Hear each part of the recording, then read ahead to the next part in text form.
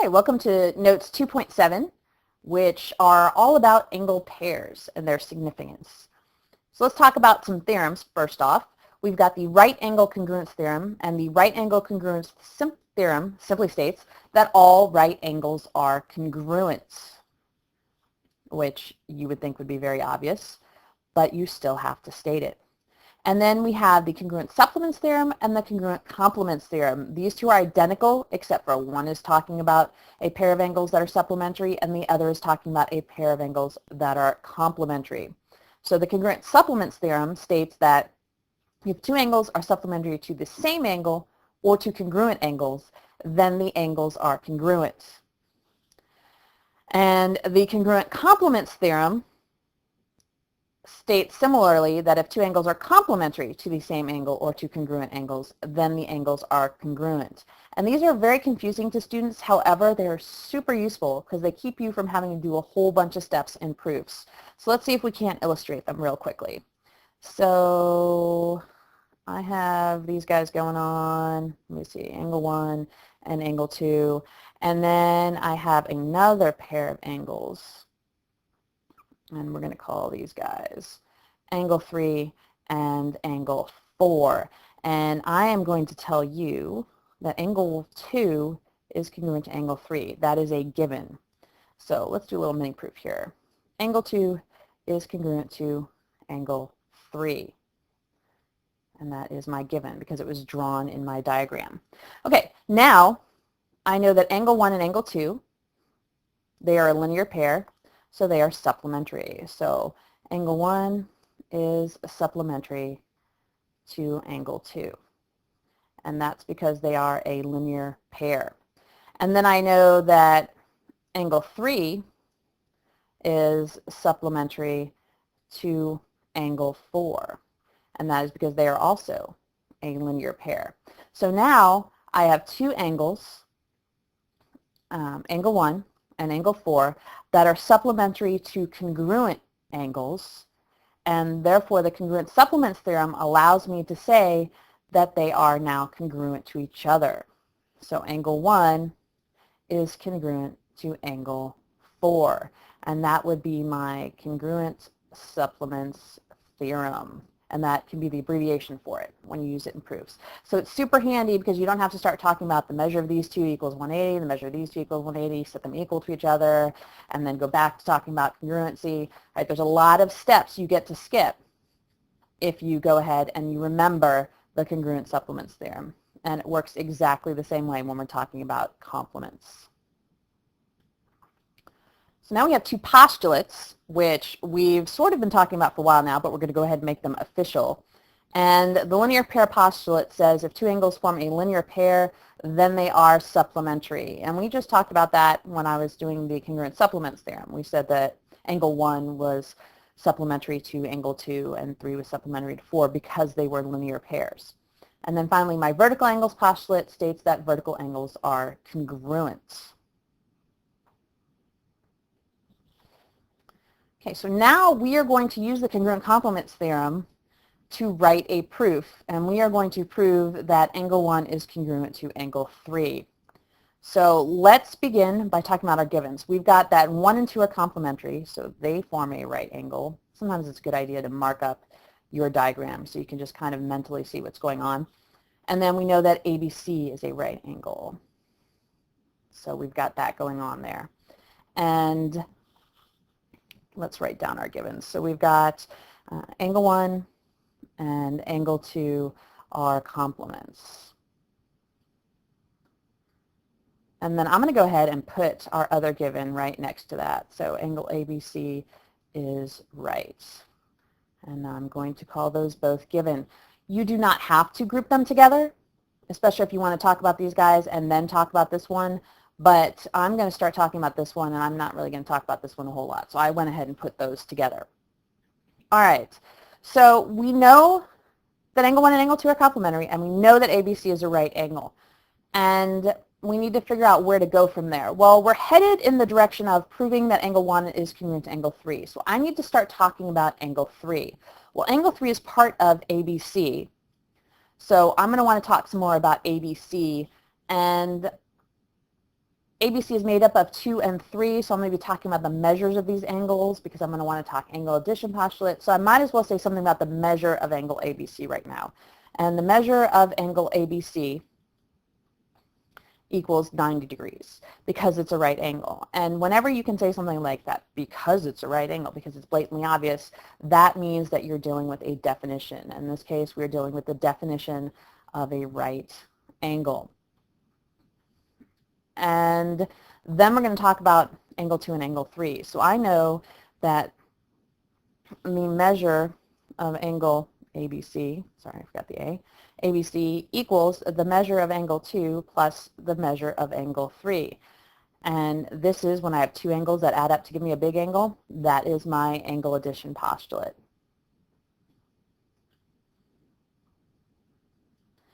All right, now I'm going to go ahead and I'm going to substitute. I've got two things that are equal, and I can substitute in one for the other in my next statement. So I'm going to say that the measure of angle 2 plus the measure of angle 3 equals 90 degrees. And that was my substitution property of equality.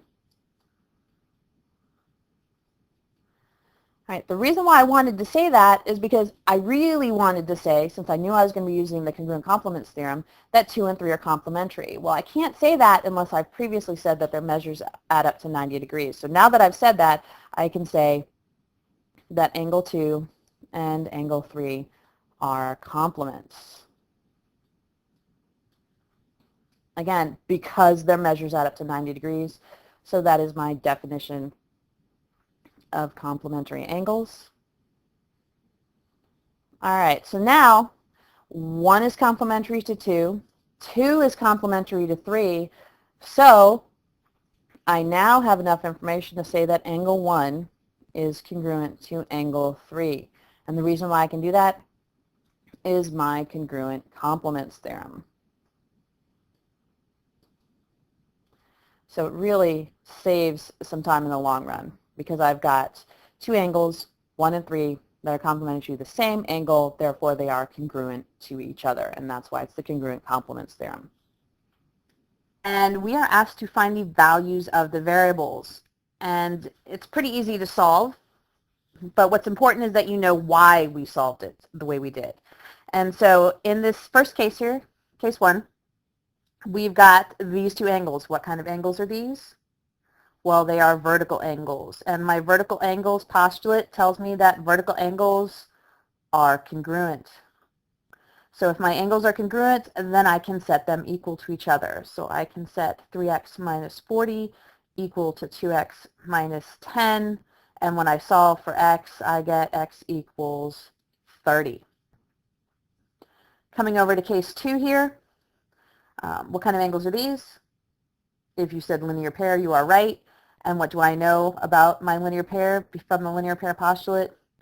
Well, I know that if two angles are a linear pair, then they are supplementary. So since I have supplementary angles going on, I just add them together and set them equal to 180. So I get 6y minus 10 plus 6y plus 10 equals 180, which means I basically get 12y equals 180. So what is that, 15, I think? Y equals 15. Hey, you guys solve 3 and 4 and come back when you have the right answer. So hit pause. All right, so you should have gotten z equals 20 because these two are complementary. Therefore, you add them together, set them equal to 90. And in this case, same reason, you should have gotten x equals 6. All right, go ahead and solve these two for me, please. And come back when you have the right answer. Hit pause.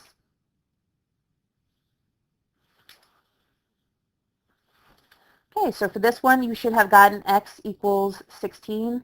And in this case, you could have either said that these two were a linear pair, so you add these two together and set them equal to 180, or you could have said that these two were vertical angles, therefore you could have set these two equal to each other. And this is obviously a case of complementary angles, and we get y equals 9. All right, for this next set, what I want you to do is go through and write down true or false for each of these. And if you get a false, I want you to write a statement that would make it true. So whether you have to change a word or two or just rewrite the statement, I want you to give me what would make it true. So hit pause and come back when you have the right answer.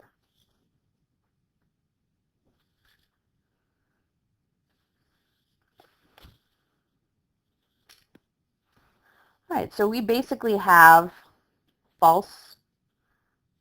This next one is true. This next one is true. Let's see, 10 is also true. 11 is false. And 12 is false. And so if we wanted to make the false ones true, 1 and 2, they're not vertical angles, they're a linear pair. And coming down here, 1 and 3, because they're vertical angles, the measure of angle 1 equals the measure of angle 3. So this whole statement is bad. And then angle 4 and angle 2 are not adjacent angles, they are vertical angles. Okay, so same thing for this set. Go ahead and go through and write true, false. And then for any false statements, write down what would make them true. Hit pause and come back when you have the right answer.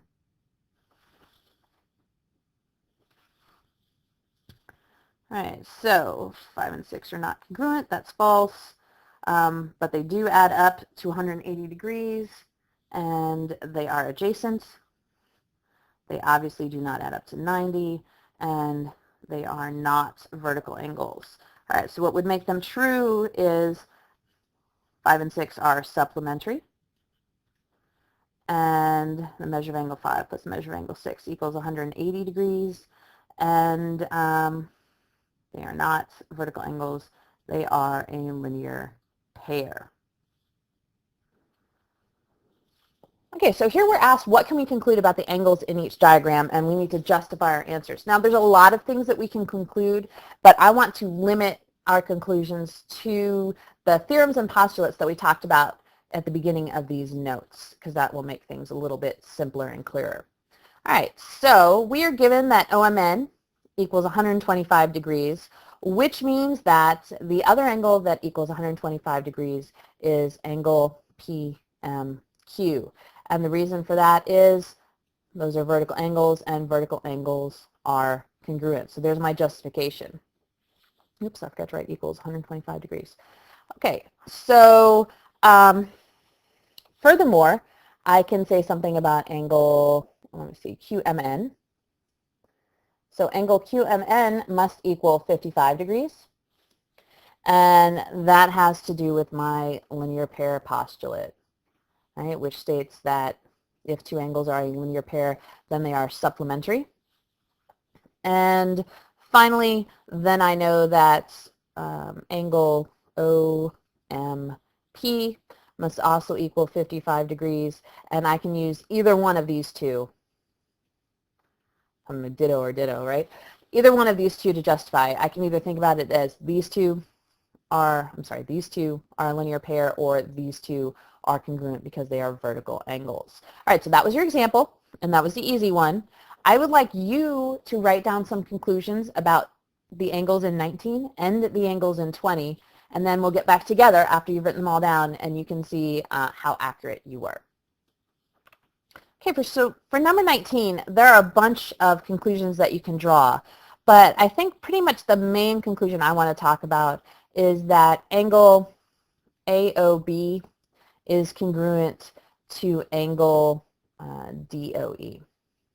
And the justification for that is I have two angles that are complementary to congruent angles, right? AOB is complementary to BOC, and DOE is complementary to COD, and those two are congruent to each other. Therefore, these guys are congruent, and that is my congruent complements theorem. There are a lot of other things you can take away. You can start talking about angle measures and congruency, and you can even talk a little bit about linear pair postulates, but this is the main thing that I want you to take away from 19. So if that's the case, then what do you think the main takeaway was from 20?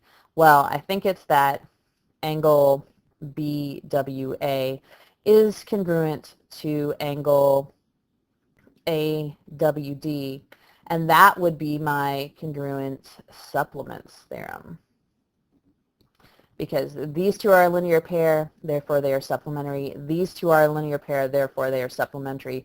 These two are congruent, so I have two angles that are supplementary to congruent angles, therefore they are congruent to each other. And that would be my congruent supplements theorem, which is my main takeaway.